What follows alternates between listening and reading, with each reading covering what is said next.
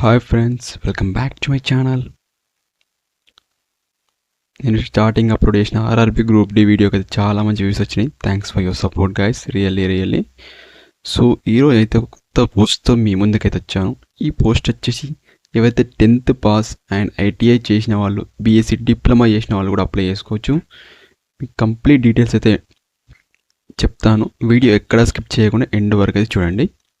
So అంతేకాకుండా remaining వీడియోస్కి RRB group D videos కూడా డిస్క్రిప్షన్లో లింక్ ఇస్తాను, మీరు వెళ్ళి అప్లోడ్ చేసుకోవచ్చు. మనకి ఇంకా February 13th వరకు అయితే టైం ఉంది. సో మంచి శాలరీ అయితే ఉంటుంది. సో ఎవ్వరు మిస్ కావద్దనేదే నాకు కోరిక. సో ఇంకా మన ఛానల్కి ఏమైనా కొత్తగా వచ్చి ప్లీజ్ సబ్స్క్రైబ్. సో ఈ పోస్ట్ వచ్చేసి CSIR CCMB రిక్రూట్మెంట్ 2026 రీసెంట్ అయిన బట్టి మోస్ట్లీ వచ్చేసి టెక్నీషియన్ అండ్ టెక్నికల్. సో మనకు మొత్తం వచ్చేసి 80 పోస్టులు ఉన్నాయి. సో దేనికి ఎన్ని పోస్టులు ఉన్నాయి, ఎవరెవరు ఎలిజిబుల్, ఎలా ఉంటుంది ప్యాటర్న్ అనేది చెప్తాను. ఓకే, వీడియో ఎక్కడ స్కిప్ చేయకండి. So CSIR centre for cellular and modular biology. So దీన్నే CSIR CCMB అని పెట్టారు. సో మోస్ట్లీ వచ్చేసి పోస్ట్ నేమ్ వచ్చేసి technician, technical assistant, technical officer. So number of post వచ్చేసి మనకి 80 ఉన్నాయి. సో శాలరీ అయితే మూడింటికి డిఫరెంట్గా ఉంటుంది. సో అప్రాక్సిమేట్గా వచ్చేసి 40,000 నుంచి 90,000 లోపల అయితే ఉంటుంది. సో దీనికి క్వాలిఫికేషన్ అయితే 10th ఆర్ SSC, ఐటీఐ చేస్తున్నారు కదా ఎవరైతే, ఐటీఐ చేసిన వాళ్ళు, BSc diploma and MSc relevant fields. So mainly basic వచ్చేసి సైన్స్ ఫీల్డ్లో కానీ టెక్నీషియన్ ఫీల్డ్లో కానీ కొంచెం ఎక్స్పీరియన్స్ పర్సన్స్ అయి ఉండాలని చెప్తున్నారు. సో మనకు లాస్ట్ డేట్ వచ్చేసి February 23rd వరకు టైం ఉంది. సో నేను 1 month కన్నా బిఫోరే చేస్తున్న వీడియో. సో నిన్ననే కానీ పోస్టులు పడ్డాయి. మీకు అఫీషియల్ వెబ్సైట్ లింక్ అయితే డిస్క్రిప్షన్లో ఇస్తాను. సో మీకు ఇంకేమైనా డీటెయిల్స్ కావాలన్నా నాకైతే కామెంట్ చేయండి. సో ఇక్కడ టెక్నీషియన్ పోస్ట్ వచ్చేసి 50 పోస్టులు ఖాళీ ఉన్నాయి. టెక్నికల్ అసిస్టెంట్ 25 పోస్టులు ఖాళీ ఉన్నాయి. అండ్ టెక్నికల్ ఆఫీసర్ వచ్చేసి కేవలం 5 పోస్టులు ఖాళీగా ఉన్నాయి. సో ఎలిజిబిలిటీ క్రైటీరియా చూద్దాం. సో క్వాలిఫికేషన్ టెక్నీషియన్ వచ్చేసి దీనికి SSC 10th standards. So minimum subject maths వచ్చేసి ఒక 55 మార్క్స్ అయితే ఉండేటట్టుగా 55%. ఓవరాల్గా మీ SSCలో ఒక 55% వస్తే సరిపోతుంది. సో దీనికి ఎక్కువ అవసరం లేదు. సో 55 అంటే చాలా ఈజీ వచ్చేస్తాయి.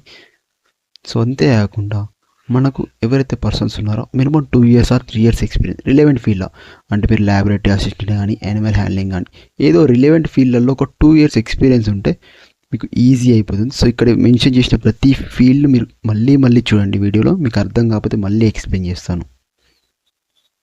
సో ఇది ఇంకో పోస్ట్కి టెక్నికల్ అసిస్టెంట్ పోస్ట్ వచ్చేసి దీని BSc రిలవెంట్, అంటే BSc సైన్స్కి రిలేటెడ్ అనమాట. బయాలజీ కానీ బయోకెమిస్ట్రీ, మైక్రోబయాలజీ ఎవరైతే సైన్స్ రిలేటెడ్ స్టూడెంట్స్ ఉంటారో సో వాళ్ళకు మినిమం 60% మార్క్స్. అంతేకాకుండా ఒక 1 year ఎక్స్పీరియన్స్ ఉంది ఆ డిప్లొమాలో కానీ ఎలా ఒక 1 year ఎక్స్పీరియన్స్ ఉంటే మాత్రం ఈ పోస్ట్కి అయితే ఎలిజిబుల్గా ఉన్నారు. సో మీరు ఎలాంటి హోల్డ్ బ్యాక్ చేయకుండా అప్లై అయితే చేసేయండి.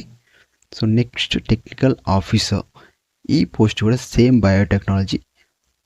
దీనికి కూడా 55 మార్క్స్ అయితే అవైలబుల్గా, 55% అయితే చాలు, ఇంకెక్కువ అయితే అవసరం లేదు.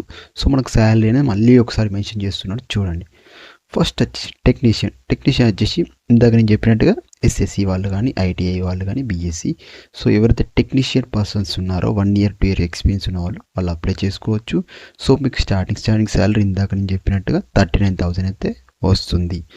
ఏంటంటే ఇందులో వీళ్ళకి లెవెల్స్ లెక్క ఉంటుంది. సో మెట్రిక్స్ లెవెల్ 1, లెవెల్ 2 వాళ్ళకి వచ్చి 39 వస్తుంది. మీరు స్టార్టింగే లెవెల్ 2కి ప్రమోట్ అవుతారు.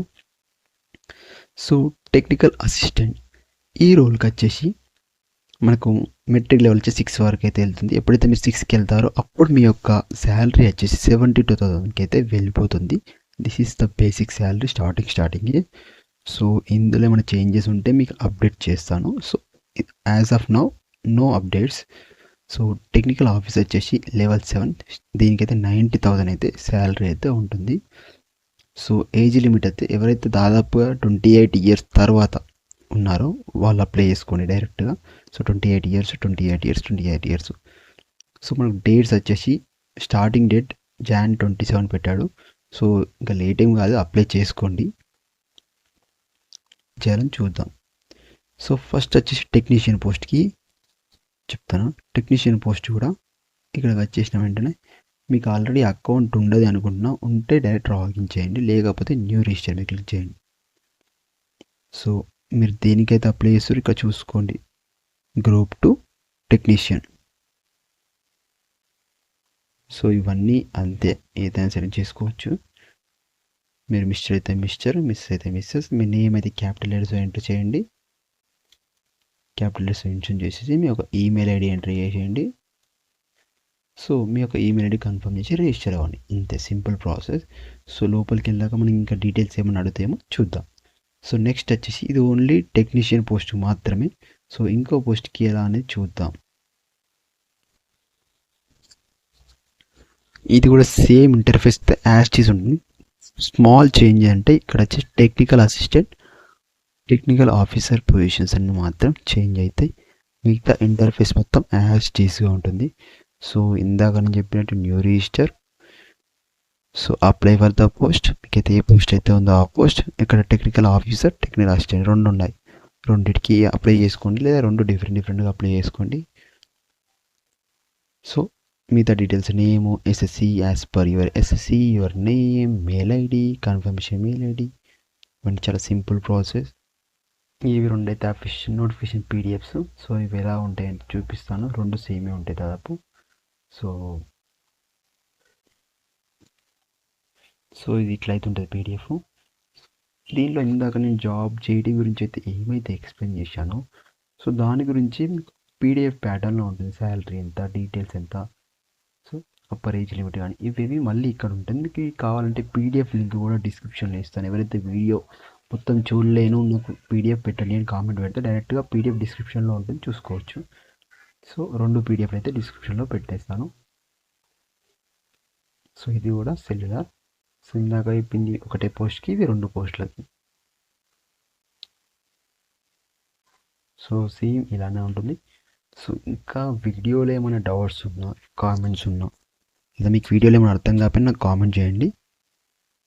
పర్సనల్గా నేను మీకైతే మెసేజ్ చేస్తాను, కింద నా ఇన్స్టాగ్రామ్ కూడా పెడతాను. సో పర్సనల్గా అయితే మీకైతే మెసేజ్ చేస్తాను. Thanks for watching guys. Please like and subscribe.